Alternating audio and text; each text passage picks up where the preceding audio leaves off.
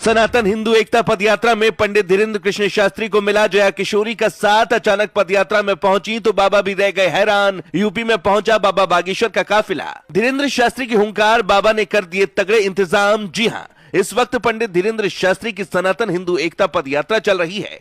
जैसे जैसे ये यात्रा आगे बढ़ रही है वैसे वैसे इसका असर और भव्यता भी बढ़ती जा रही है। यूपी में यात्रा के तीसरे दिन ही लोगों की भीड़ पहले से कई गुना ज्यादा हो गई और माहौल पूरी तरह आध्यात्मिक और राष्ट्रवादी जोश से भर गया। लेकिन सबसे बड़ा सरप्राइज उस वक्त मिला जब जया किशोरी अचानक यात्रा में पहुंची। उनके आते ही भीड़ ने जोरदार स्वागत किया और खुद पंडित धीरेन्द्र शास्त्री भी मुस्कुराते हुए आगे बढ़कर उनसे मिले।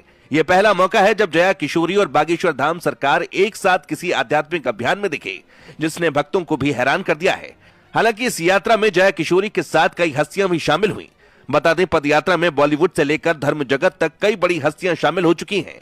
शिल्पा शेट्टी, एकता कपूर, एक्टर राजपाल यादव, स्वामी चिदानंद सरस्वती, मृदुलकांत शास्त्री और देवकी नंदन ठाकुर सबने यात्रा में अपनी उपस्थिति दर्ज कराई है। खासकर शिल्पा शेट्टी ने मथुरा के संस्कृत विश्वविद्यालय में बने विराम मंच पर कहा कि महाराज जी, मैं एक कॉल दूर हूँ, जब चाहे बुला लेना। इतना कहते ही पंडाल तालियों से गूंज उठा। वहीं राजपाल यादव को देखते ही शिल्पा खिलखिलाकर हंस पड़ी और आगे बढ़कर उनसे हाथ मिलाया। लेकिन अब जया किशोरी के शामिल होने से यात्रा में एक अलग ही ऊर्जा देखने को मिल रही है।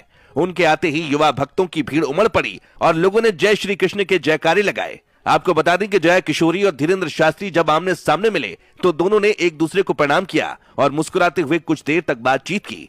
भक्तों के लिए यह मुलाकात बेहद खास थी, क्योंकि लंबे समय से इन दोनों हस्तियों को एक साथ देखने की इच्छा उनके मन में थी। कहा जा रहा है कि पदयात्रा के इस पड़ाव में जया किशोरी की एंट्री से यात्रा का प्रभाव और भी व्यापक हो गया है और ये संदेश और जोरदार तरीके से बाहर गया है कि सनातन धर्म की एकता ही इस यात्रा की असली ताकत है। दूसरी तरफ बाबा बागेश्वर यानी पंडित धीरेन्द्र कृष्ण शास्त्री यात्रा में हर दिन बड़े बड़े बयान देकर माहौल का तापमान बनाए हुए हैं।